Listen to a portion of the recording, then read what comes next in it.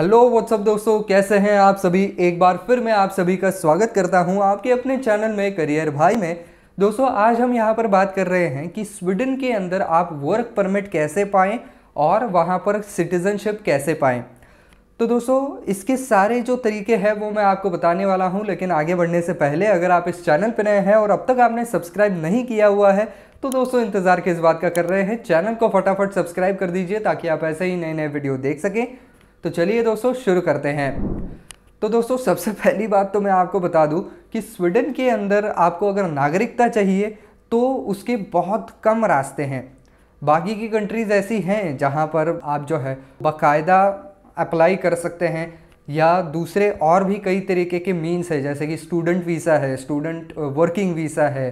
तो इस तरीके की प्रोविजंस है, लेकिन स्वीडन के अंदर ऐसी प्रोविजंस बहुत कम है। सबसे पहली बात तो अगर आप किसी स्वीडिश नागरिक से शादी करते हैं तो आप वहाँ पर डिपेंडेंट वीज़ा के तौर पर जा सकते हैं, लेकिन वहाँ पर अडॉप्शन के लिए भी कुछ लिखा नहीं गया है। हालांकि हर एक कंट्री के अंदर जो है वो किसी बाहर के कंट्री के बच्चे को अगर अडॉप्ट कर लिया जाए, मान लीजिए स्वीडन के किसी नागरिक ने यहाँ पर इंडियन किसी बच्चे को अडॉप्ट कर लिया है, तो फिर आगे चलकर वो बच्चा क्लेम कर सकता है कि मेरे माँ बाप स्वीडिश नागरिक है तो मुझे भी नागरिकता मिलनी चाहिए। और अगर कोई ऐसे बच्चे हैं जिनके माँ बाप स्वीडिश नागरिक हैं तो फिर उनको स्वीडन की नागरिकता मिल सकती है। लेकिन यहाँ पर जो है वो स्टूडेंट वीज़ा वगैरह ऐसी कोई चीज़ यहाँ पर मेंशन ही उन्होंने नहीं की है। तो यहाँ पर जाने का सबसे बेहतरीन तरीका यही है, अगर आपको किसी ने अडॉप्ट नहीं किया है और आपकी किसी स्वीडिश नागरिक से शादी नहीं हुई है तो फिर सबसे आसान तरीका है वहाँ पर काम करने के लिए जाना, क्योंकि जैसा मैंने अभी कहा कि स्टूडेंट वीज़ा वगैरह ऐसी चीज़ें वो अभी लागू नहीं कर रहे हैं। तो वर्किंग वीज़ा कैसे पाया जाए, तो उसके लिए सबसे पहली बात आपके पास एक एक्टिव ऑफ़र होना चाहिए किसी स्वीडिश कंपनी से।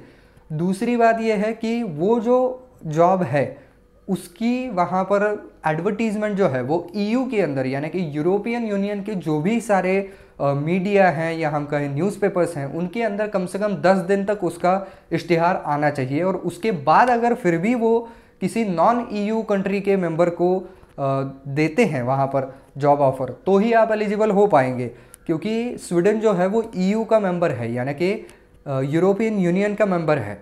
और उनके लिए सबसे आसान ईयू के अंदर के जो नागरिक हैं, जो देश ईयू के अंदर होते हैं, उनके नागरिकों को लेना सबसे आसान है, क्योंकि उनके बीच में एग्रीमेंट हो रखा है कि पूरे यूरोपियन यूनियन में कहीं भी लोग जा कर के काम कर सकते हैं। तो फिर भी अगर आपके पास जॉब ऑफ़र है तो आप वहाँ पर अप्लाई कर सकते हैं। दूसरी बात यह है कि स्वीडिश कलेक्ट्रेट की तरफ से कुछ टर्म्स एंड कंडीशंस उन्होंने डाले हैं, तो उन टर्म्स एंड कंडीशंस को आपका जॉब एग्रीमेंट जो है वो कंप्लाई करना चाहिए, तो उन टर्म्स एंड कंडीशंस के अनुसार होना चाहिए। और तीसरी बात यह है कि स्वीडन की जो करेंसी है स्वीडिश क्रोना, तो स्वीडिश क्रोना आपको 13,000 तक की अगर सैलरी है, 13,000 स्वीडिश क्रोना की सैलरी है तो ही आप अप्लाई कर सकते हैं। उससे कम की अगर सैलरी है तो वो आपको उनके देश में नहीं लेने वाले हैं। तो ये जो 13,000 स्वीडिश क्रोना की सैलरी है वो बिफोर टैक्सेस होनी चाहिए, आफ्टर टैक्सेस नहीं। तो इसके अंदर के टैक्स कटेंगे ये वो जानते हैं, वो उतना अंडरस्टैंड कर सकते हैं। अब बात करते हैं फैमिली के परमिट्स की। तो कोई आदमी अगर वहाँ पर जा रहा है नौकरी के लिए और उसको अगर लॉन्ग टाइम तक वहाँ पर रहना पड़ता है लॉन्ग टर्म के लिए, तो जाहिर सी बात है कि वो ये चाहेगा कि मेरी फैमिली भी मेरे साथ रहे। तो ऐसे में उनके क्या रूल्स हैं, तो इसके मामले में रूल काफ़ी अच्छे हैं स्वीडन के। वो इसलिए मैं कह रहा हूँ क्योंकि आपके जो भी कोई स्पाउसेस हैं, पार्टनर्स हैं, चिल्ड्रन हैं, भले ही वो 21 साल से कम के हों या 21 साल से ज़्यादा के हों, उनके लिए आप जो है वो वर्क परमिट भी वहाँ पर ले सकते हैं, उनको काम करने की अनुमति होती है। और रेसिडेंट परमिट के लिए भी आप आपके पासपोर्ट या आपके वीज़ा के ऊपर जो है वो स्पॉन्सर कर सकते हैं कि भाई ये मेरे ऊपर डिपेंडेंट है तो इनको भी आने की परमिशन दी जाए, और वो जनरली मिल भी जाती है। तो ये आप आपके ही एप्लीकेशन के साथ भी भेज सकते हैं या सेपरेटली भी उनके एप्लीकेशन जो है वो भेज सकते हैं। अब बात करते हैं कि इसकी एप्लीकेशन प्रोसेस कैसे चलती है। अब ये जो परमिट के लिए आप अप्लाई कर रहे हैं इसके अंदर जो है वो जनरली आपको स्वीडन में एंटर करने से पहले ही अप्लाई करना होता है, लेकिन कुछ केसेस ऐसे हैं जहां पर स्वीडन के अंदर जाने के बाद आप अप्लाई कर सकते हैं, लेकिन सलाह यही दी जाती है कि आप पहले से ही अप्लाई करें। तो इसके लिए सबसे पहली स्टेप ये है कि आपको ऑफर ऑफ एम्प्लॉयमेंट रिसीव करनी पड़ेगी, जो कि वहाँ के ट्रेड यूनियन की तरफ से अप्रूव्ड होगी। उसके बाद आपको एप्लीकेशन फॉर्म जो है वो पूरी तरीके से भरना होगा। आप ऑनलाइन भी भर सकते हैं या ऑन पेपर भी भर सकते हैं। और उसके बाद आपकी जो क्लोजेस्ट स्वीडिश एम्बेसी है या कॉन्सुलेट है, उनके यहाँ पर आपको कांटेक्ट करना है, उनके यहाँ पर जाना है। और आपका जो कंप्लीट एप्लीकेशन है उसके अंदर आपको copies of the pages of your passport that show the personal data, यानी कि आपके पासपोर्ट के उन पेजेस की कॉपीज़ होनी चाहिए जिसके ऊपर आपका नाम, पता, एज, नेशनलिटी वगैरह ये सारी चीज़ें। इसी के साथ साथ period of validity and whether you have permission to live in countries other than your country of origin. तो इसका मतलब ये है कि आपका जो पासपोर्ट है वो कितने सालों के लिए वैलिड है और जो वीज़ा आपने पाया है वो कितने दिनों के लिए वैलिड है, ये उनको देखना है। इसकी वजह से उन सारे पेजेस की कॉपीज़ भी आपको आपके एप्लीकेशन फॉर्म के साथ जोड़नी पड़ेंगी। साथ ही साथ आपका एम्प्लॉयमेंट ऑफ़र आया हुआ है जो कि वहाँ के ट्रेड यूनियन की तरफ से अप्रूव्ड है, वो उसके साथ जोड़ना है और साथ ही साथ फीस भी उसी के साथ दे देनी है। इसके बाद जो माइग्रेशन एजेंसी है उनकी, वो आपके पूरे डॉक्यूमेंट्स और सारे एप्लीकेशन को देखती है, उसको परखती है और उनका जो भी कोई डिसीजन है वो आप तक पहुंचा दिया जाता है। हालांकि कुछ कंट्रीज़ के लिए यहाँ पर वेटिंग पीरियड भी काफ़ी लंबे लंबे लग जाते हैं। इसी के साथ साथ वीज़ा और रेसिडेंट परमिट कार्ड का सारा डेटा भी उनके साथ शेयर करना पड़ेगा। अब बात करते हैं कि आपका जो वर्क परमिट है उसको एक्सटेंड अगर करना है तो वो कैसे किया जाए। तो उसके लिए आपको अलग से अप्लाई करना पड़ता है कि हमारी वर्क परमिट को एक्सटेंड किया जाए। और अगर आपका पहला वर्क परमिट जो है वो थोड़ा ख़त्म होने को आया है, 2-4 महीने ही बाकी है और तभी आपने नए परमिट के लिए वहाँ पर अर्जी डाल दी है, तो वो 2-4 महीने अगर ख़त्म हो गए और तब तक डिसीजन नहीं आया, फिर भी आप वहाँ पर काम करते रह सकते हैं क्योंकि डिसीजन उनकी तरफ से नहीं आया हुआ है। इसके अलावा बात करें अगर इंटरनेशनल स्टूडेंट्स की, तो जैसा मैंने कहा कि यहाँ पर स्टूडेंट वीज़ा वगैरह ऐसे के बारे में ज़्यादा कुछ लिखा नहीं गया है, लेकिन फिर भी अगर कोई लोग यहाँ पर सीखने के लिए आते हैं, जनरली EU के लोग ही आते हैं, लेकिन फिर भी बाहर के कंट्री का अगर कोई आता भी है यहाँ पर जिसके पास वहाँ का रेसिडेंट परमिट है और वो काम करना चाहता है अपने स्टडीज़ के साथ, पार्ट टाइम जॉब करना चाहता है और अपनी पढ़ाई होने के बाद भी वहाँ पर काम करना चाहता है, स्वीडन के अंदर रहना चाहता है, तो उनको भी वर्क परमिट वहाँ पर कंपलसरी किया गया है। इसके अलावा और एक यहाँ पर रिक्वायरमेंट ये है कि आपको अगर स्वीडन में काम करना है तो जाहिर सी बात है कि वहाँ की स्वीडिश लैंग्वेज जो है वो आपको आनी चाहिए। तो उसके लिए भी उन्होंने व्यवस्था जो है वो करके रखी है।